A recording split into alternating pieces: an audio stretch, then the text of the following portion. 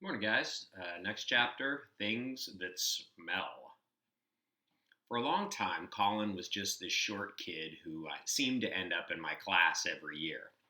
In third grade, he and I spent about a week convincing Alice Evans that velour was a kind of animal fur, and she refused to wear it for the rest of the year. But aside from that, we'd never hung out together. I'd seen him with his skateboard in the park a few times, and he'd always let me have a turn on it, but that was all. And then suddenly he was everywhere. He came downstairs with me and Anna Marie at lunch, or yelled, "Hold up!" and walked to Broadway with us after school to get drinks at Jimmy's sandwich shop. It was Colin who had the idea to ask Jimmy for a job. Now, I'm pretty sure he was kidding. Colin was always saying weird stuff to people that made you partly proud to know him and partly wish you weren't standing next to him. Attention seeking is what Mom would call him. "Hey," Colin said to Jimmy after school one day in the beginning of November, when we were paying for our Cokes. "You're always in here. How about talking to the owner about giving us a job?"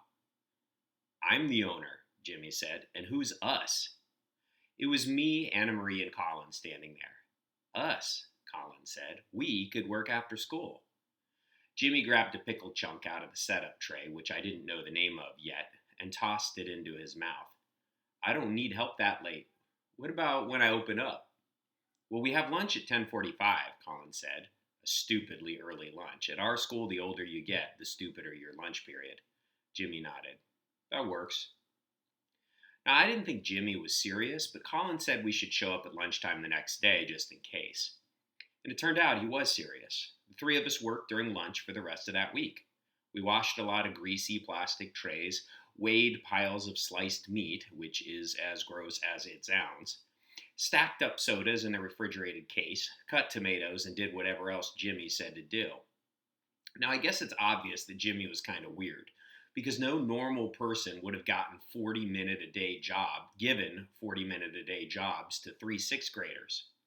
On our first day, Jimmy spent about 5 entire minutes pointing to a plastic bank shaped like Fred Flintstone that he had set up on a shelf in the back room. "Never touch the bank," he said. "Never." When I pointed Jimmy's weirdness out to Anna Marie, she said, "Yeah, but he's nice weird, not creepy weird." "You think?" I said.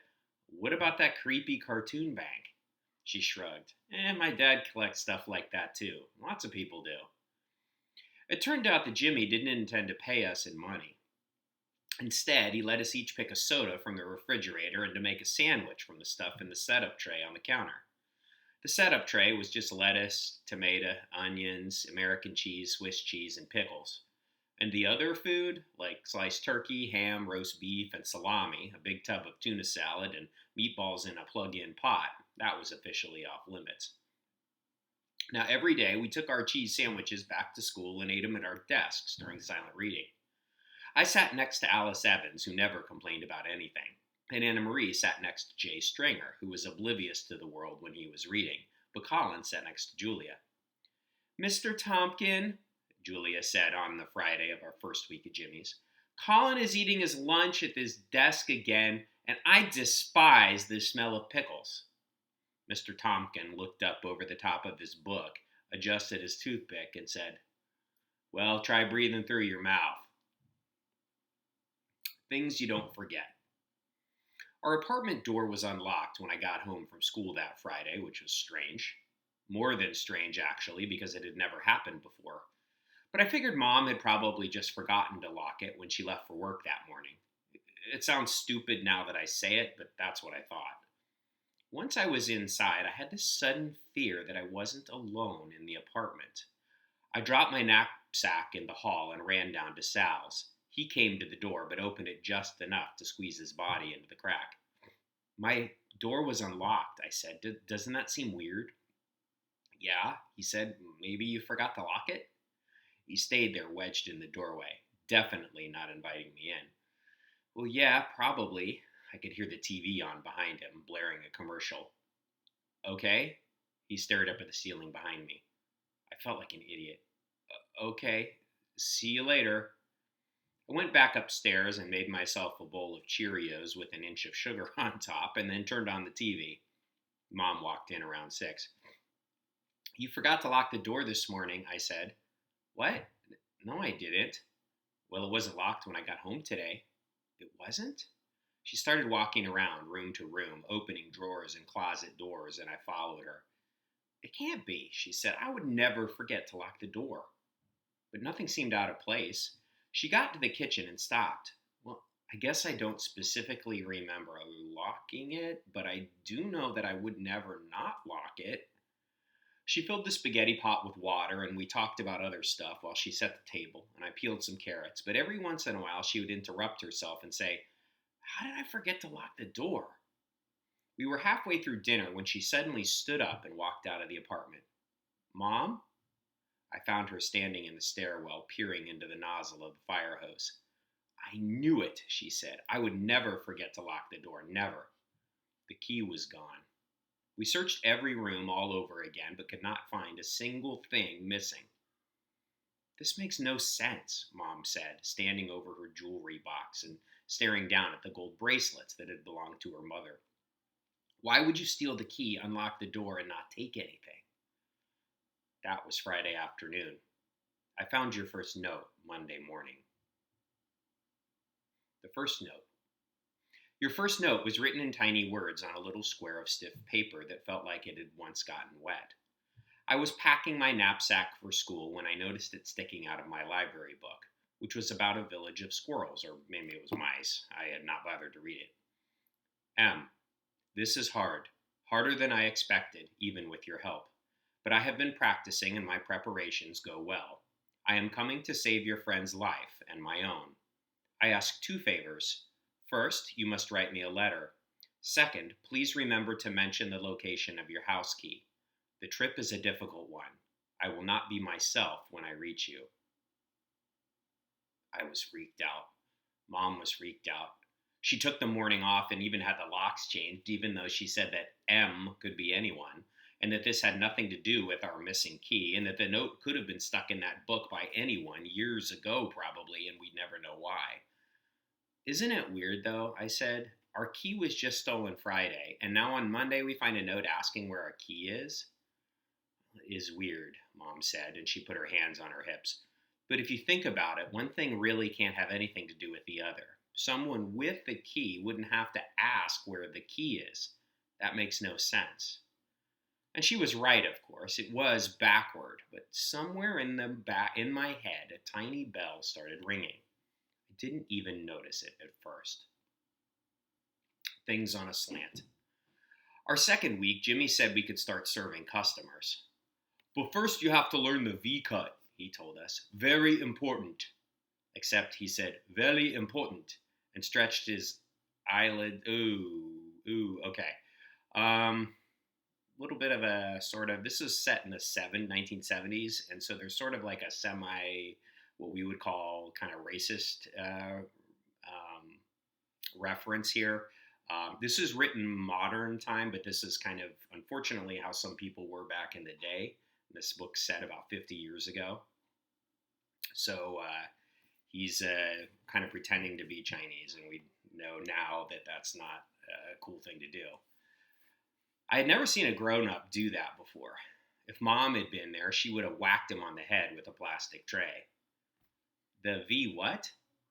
The V-cut was Jimmy's special way of cutting the sandwich rolls. Always at a 45-degree angle, he said, and he was very serious about it, sawing down one side of the roll and then carefully sliding the knife out and inserting it on the other side. Now, the top of the bread was supposed to lift off in a perfect V, which was why Jimmy called it the V-cut. He gave us each a roll and watched while we tried it. Anna Marie's was perfect, Colin's was passable, and mine was a disaster. When I lifted the top of the bread off, flaps of bread guts were hanging down, and Jimmy said it looked unappealing. You can use that for your own sandwich, he said, making a face at my shredded roll. Try again tomorrow. So Anna Marie and Colin got to put on aprons, stand behind the counter, and help customers while I counted the bread order in the back and went to the A&P for napkins. A&P was like an old grocery chain. It doesn't exist. Might exist in a couple places in the South now, but it's pretty much gone. It's like a Safeway. Anna Marie said later that Jimmy should talk, that he looked unappealing in his stretched out white t-shirt with yellow underarm stains. That made me feel a little better, but not much. As soon as Colin got his apron on, Jimmy started calling him Lady. Hey, lady, get some more mayo on there. Hey, lady, pass me those trays. Colin just laughed, which is how Colin is. And every day that week, I cut my roll as soon as I got into the store, and every day Jimmy shook his head no. Colin and Anna Marie worked together behind the counter. Jimmy had started calling them the counter couple and making disgusting kissy noises at them when he walked by, which made Anna Marie turn red while Colin just smiled like a goofus. Jimmy said that while I practiced my V-cut, I could be in charge of the hot chocolate. He used those Swiss Miss instant hot chocolate packets where you just add the water, but no one ever ordered it, and I don't think he really even looked at my rolls after the first couple of days. And anyway, they were just getting worse. White things. The first time I brought Anna Marie home to our apartment after school, I wished for two things. First, I wished that the boys wouldn't be in front of the garage. They just recently started saying things to me, different things, some of which would have included the word sweet and baby. Mom said that this happened to girls after a certain age, and that what the boys wanted was a reaction, any kind of reaction. Don't laugh, don't call them jerks, don't take off running, she said. Do nothing. Act like they're invisible. Nowadays, we would call that sort of thing harassment. In the old days, sometimes some men would whistle at women or say things when someone walked by. And the effect then was the same as it is now, is it sort of would feel like, make you feel unsafe or make you feel kind of like you weren't really a person, that you were just being judged or something. And so it sounds like she is having a little problem with that with the kids, the boys in front of her apartment, or some of them. My second wish was that the laughing man would be gone or asleep, or at least distracted by someone or something else when we walked by. We got to Broadway. You want to stop for a soda? I said. Anna Marie shrugged. No thanks. We started toward Amsterdam. I tried to follow Anna Marie's conversation, but mostly just squinted to see down a block, and by some miracle, the boys weren't out in front of the garage. I offered up a silent thank you to the universe, and then we started across the street to my corner. Angel! The laughing man called out, and he was looking right at Anna Marie, and I couldn't help thinking that, depending on your idea of heaven, Anna Marie might appear to be something like an angel. Her coat was pure white and went all the way down to her toes, even though it was only the middle of November and really not that cold. How her dad kept that coat so clean is still a mystery to me. Angel! I laughed, and I was trying to show Anna Marie how absolutely downright funny it was to have a weird homeless guy here on my corner. My very own weird homeless guy. Ha! Angel, I said. That's a new one. Angel! He called out again, and now he was pointing at her. Is he pointing at me? Anna Marie asked, slowing down. No, I said, steering her as far away from the laughing man as I could without pushing her into crosstown traffic. Upstairs, a weird thing happened. After living there almost every day of my life, I saw our apartment as if it were for the first time. I noticed all sorts of things that were usually invisible to me. The stuffing that was coming out of our sofa in two places, the burns from Mr. Nunzi's cigarettes, the big flakes of paint hanging off the ceiling, and the black spot next to the radiator where the dripping water had stained our wood floor. Excuse me, I said. I'll be right back. In the bathroom, I stared at the white tile hexagons on the floor and saw nothing but the crud between them. I hid Mom's 20-year-old jar of Vaseline in the medicine cabinet that's been painted so many times it won't close anymore. I like your room, Anna Marie called to me when I came out of the bathroom. I turned slowly and looked into my room, wondering what horror I would see in it. But it actually looked okay. No curtains or carpeting, but normal stuff. A normal room with a friend sitting on the bed, which had just one pillow. I stepped in and closed the door behind me. When Mom got home, we walked Anna Marie back to her building. And luckily, the laughing man was under his mailbox by that time. I wanted Mom to be surprised when Anna Marie's doorman called me Miss Miranda, but she just smiled at him. I could tell that Anna Marie's dad was charmed by Mom. People always seemed to like her. He offered us some kind of powdered sugar dough balls that he had in the kitchen, and Mom ate 2 of them while I said no thank you, that I hadn't had my dinner yet, which made Mom laugh and cough up powdered sugar, which made Anna Marie's dad laugh. I looked at the sugar on the front of her t-shirt and thought that if she had the slightest idea what she looked like, she wouldn't be laughing at all. We'll pause there for today.